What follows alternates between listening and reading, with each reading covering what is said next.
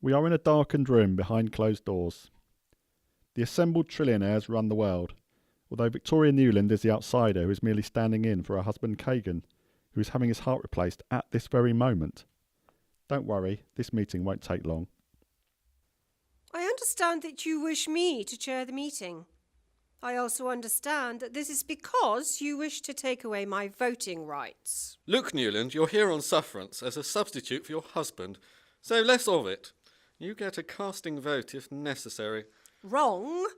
Because I am a woman, do not think me a fool. I've studied your standing orders and 4 votes are needed to action a policy. So a casting vote will always be irrelevant. Christ, this isn't about women's rights, is it? Because if it is, I'm up to here with it. Sick to wear again?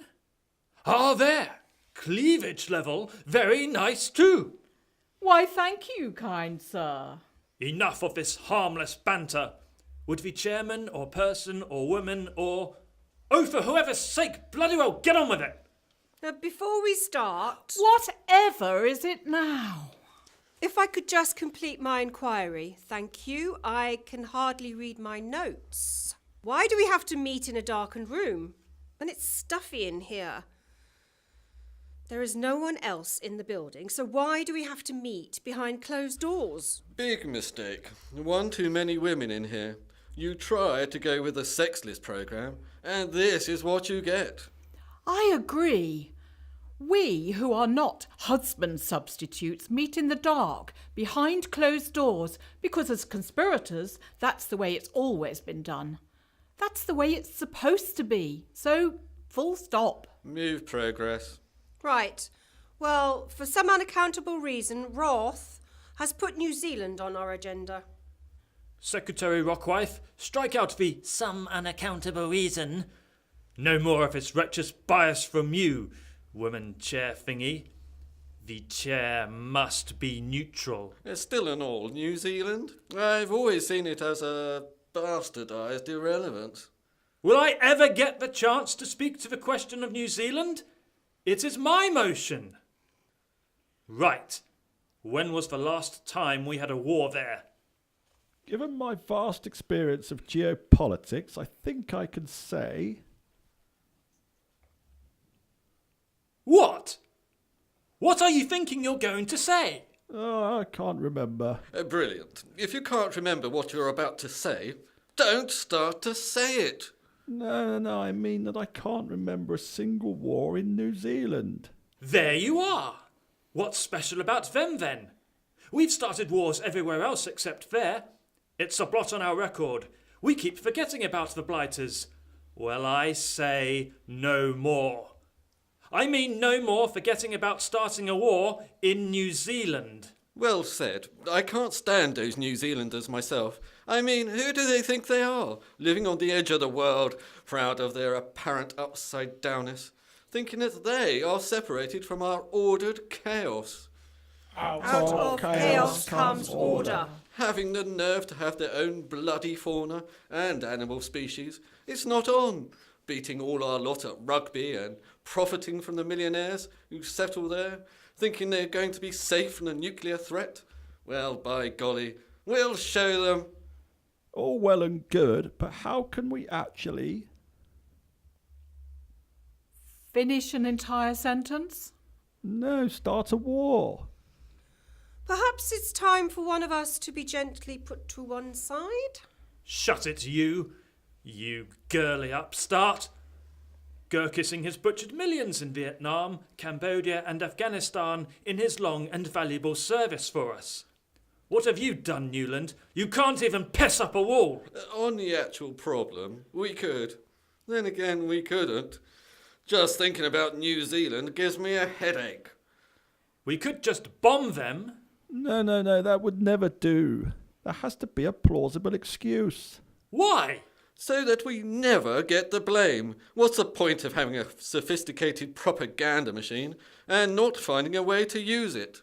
He's right. We need a war that seems to have nothing to do with us. What about a war between Australia and New Zealand? I think that I can bring my Aussie origins to good use here. These so-called upside-downers pretend to hate one another, but they love each other really. When it comes down to it, they see things as themselves versus the rest of the world. What's Newland got to say about all this? After all, she did a pretty good job of starting a war in the Ukraine. Well, to tell the truth, it wasn't actually me. As if we didn't know. I got most of the strategy from Sorrow. If only he was here. Oh, I am here. And don't be put off by my dress. When I'm ethereal, I tend to transgender. It's a very nice dress. Enough of the deferential compliments. Save it for a real man like me. Now can we get back on track? It's easy to start a war. In the New Zealand instance, I favour a civil war. The same tactics always apply. Find a population division and, using our inexhaustible trillions, exploit it. The indigenous peoples against the white settlers. You're on the right path, Newland. There's hope for you yet. I was thinking that we divide the rugby players from the farmers. That's just about everybody in New Zealand. We send in hundreds of agents to act as, well, agents for the mainly Maori rugby players. We inflate their wages, like our European footballers, so they start earning $500,000 a week. I see. Then the sheep shearers and the butter churners will get very angry indeed and start to riot. Chaos Out of chaos comes order. ensues. And we infiltrate the rioters and corrupt the leaders to be more and more militant until... Until conflagration, civil war. And after it's over, we go over there and rebuild New Zealand, making us a small fortune. And their Prime Minister, who's one of us by then, says, "We will never allow this mayhem to happen again." So, civil rights get suspended, and we get to set up a Kiwi version of Homeland Security, paid for by their taxpayers, of course. By then, they have a terrible economic crisis. Our IMF lends them a few billion, and before you know it, they're indebted to us. And we can buy up all their assets for pennies and control the whole country. Brilliant. Done and dusted. I move that we vote. All those in favour? Unanimous in favour of Sorrow's splendid solution. Rear on the agenda. Why? Kim's one of the few politicians who is doing a good job. My husband says King Jong-un is a fly in the ointment. A fly in the ointment? Speak clearly, woman. What has flies or ointments got to do with anything? The fly is your absentee husband. The ointment is upon Newland's face, like egg. He said that Kim is becoming a nuisance. Why didn't you say that in the first place? Tell hubby from me to keep up. For a start, to come to all of our meetings. He is having his heart replaced at this very minute. I say, at this very minute, he'd better have a change of heart about Kim Jong-un if he wants to remain as one of us.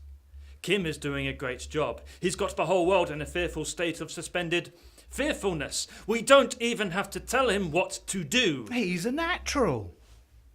Are you still here? No, I thought that you might need more help. What's that I can smell? Are you wearing perfume? Yes, and believe me, it's preferable to my normal smell. It's true. She normally smells of sulphur. How would you know? That is my secret. Anyway, I quite like it. Can we move on back to North Korea? I wish you would What? move things on a bit. Oh, I submit that we leave Kim to carry on with his own brand of chaos. Out of chaos comes order. And make a memo to send him a pile of ballistic rockets for Christmas. He must have started to run out of them. Rockets for Christmas. And may I suggest a couple of birds? Do you mean lovely girls? Whichever he prefers. Probably a couple of turkeys then. all those in favour? Carried unanimously. Okay. Any other business? No? I'm sorry, and I know that you're all going to hate me for this, but I promised my husband... Not him again. He's more of a ghost in the room than Sorrow. I beg to differ. He's very much less as a ghost and in all other ways. Sorry, Sorrow. I didn't realise you were still here. Exactly. I'm the master of whether I'm still here or not. I promised my husband that I would put the leader of the free world into any other business. Again? Why? My husband says that the president should be taken into a dark room behind closed doors and shown the real film of JFK's assassination to put the wind up him. It would be better if he was having his brain replaced. Newland's husband, or Kennedy, or the new president? All three of them. Look, Newland, there is no room in this room for passengers, with the possible exception of Gurkissing. Your husband has plainly lost his wits. The very idea of treating our new president in that way is preposterous because we've already done it. The JFK reminder, wind up him thing, before he was inaugurated. I didn't know. Very well then, I declare the meeting closed. At last. You do realise that we've been at it for almost 12 minutes. I mean, I'm sure we've all got better things to do. Before we all leave, I have an announcement to make. Today is the 22nd of September, the day of the autumn equinox. You are all welcome to come to the celebration at my place tonight. I'm calling it the Eyes Wide Closed Masked Ball. Come dressed normally. I am supplying changing rooms, a glittering array of disguises and masks, as well as some delicious guests. I don't want, as happened last year, husbands and wives recognising each other and ending up pairing off. I should think not. That was disgusting. Am I included? I had forgotten about you. Let me see. Perhaps a minor initiation. Rather. Get them off, girl. I have had certain supplements surgically implanted recently. I'd be very appreciative of your opinions. Well, boys and girls. Up and at them, Newland. A revelation.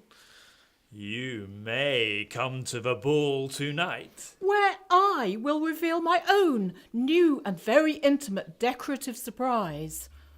Go kissing. Stop nodding off. I said that I might have something to show you tonight. I thought I'd seen everything before. Before? Before what? Just before, that's all. Tonight, if you see a mask floating about independently, don't worry. I'll be on the other side of it. One last thing. Chaos. Out of chaos comes order.